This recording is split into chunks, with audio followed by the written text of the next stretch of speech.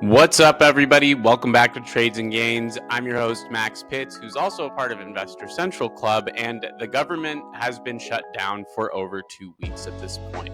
The only thing still running on time is Dysfunction.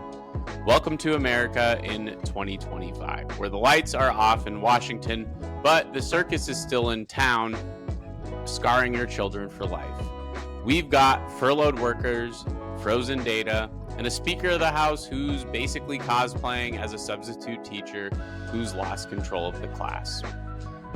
Mike Johnson says he won't negotiate. Democrats say they won't cave. And Trump, he's in the corner tweeting about firing half the government because apparently this is his version of spring cleaning, as they like to call it. So yeah, the government shut down again. But don't worry, Wall Street's still open, because apparently the market runs better when the government is just not running. You'd think after 4 shutdowns in 10 years, someone would have learned how to pay the electric bill on time. But nope, we're right back where we started. Republicans want Democrats to drop healthcare demands, Democrats want Republicans to stop pretending they have a plan, and the American people just want to get through TSA without a panic attack. House Speaker Mike Johnson is out here bragging that the military still got paid this week.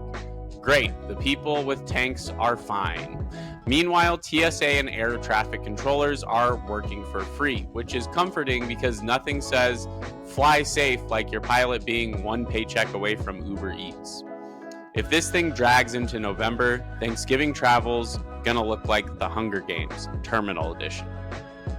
Now, Treasury Secretary Scott Bessent says shutdowns costing us about $15 billion a day.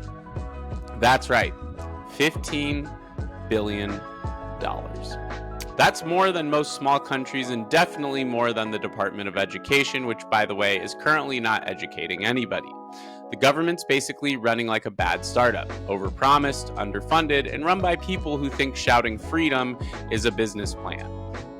Pretty crazy that we live in these times. Let's be honest here, folks.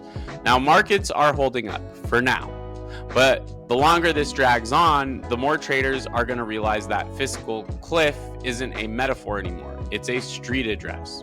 Investors are already pricing in gridlock. The S&P is twitchy. Treasury yields are currently stuck, and economists are calling this a controlled burn. Controlled by who exactly, though? Because the people in charge can't even agree on what day it is. I mean, there's so much going on with the current market. We're in an AI bubble that no one wants to acknowledge. We have a government that's shut down that can't get data because, well, it's shut down. We have airports shutting down across the country because TSA and air traffic controllers are not being paid.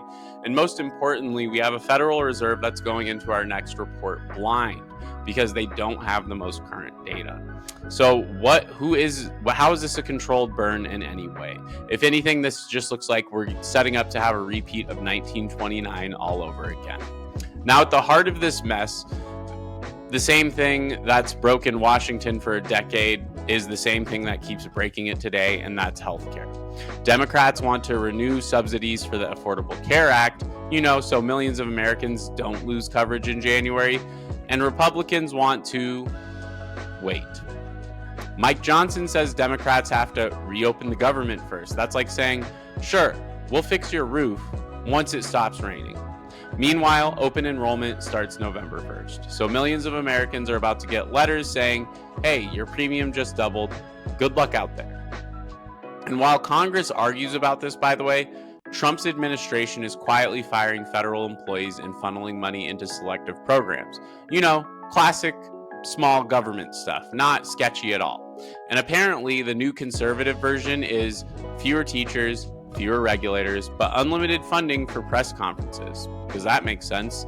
Let's talk about the market angle on this, though, because that's where this really hits home for most of us. Wall Street's basically been pretending the shutdown doesn't matter, because as long as Nvidia's printing chips, who cares if the IRS doesn't?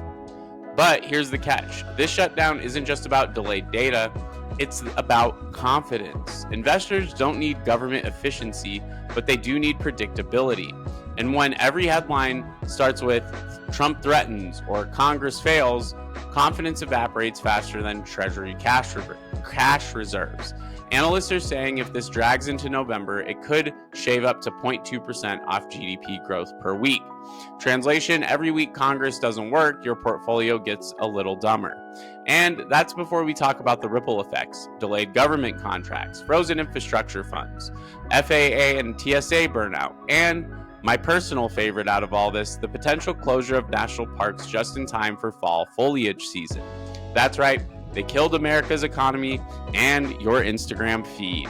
So, sorry all of you who want those fall foliage pics in Yosemite, but you may have to wait if this government shutdown continues. Now, let's look ahead. If this shutdown drags into November, right? We're talking about Thanksgiving travel during a full-blown federal freeze. Imagine 3 million Americans at airports with unpaid TSA workers and delayed air traffic control. Congratulations, we just invented jet-lagged anarchy. Republican leaders are already warning about airport chaos, which is rich considering they're the ones causing it right now. By November 4th, this will be the longest shutdown in U.S. history, even longer than the 2019 wall debacle. But sure, let's keep arguing about subsidies while 800,000 federal workers get IOUs for paychecks. It's like the world's worst Black Friday deal. Everything's 50% off, including your dignity. So here we are, day 15 of the Great American Shutdown.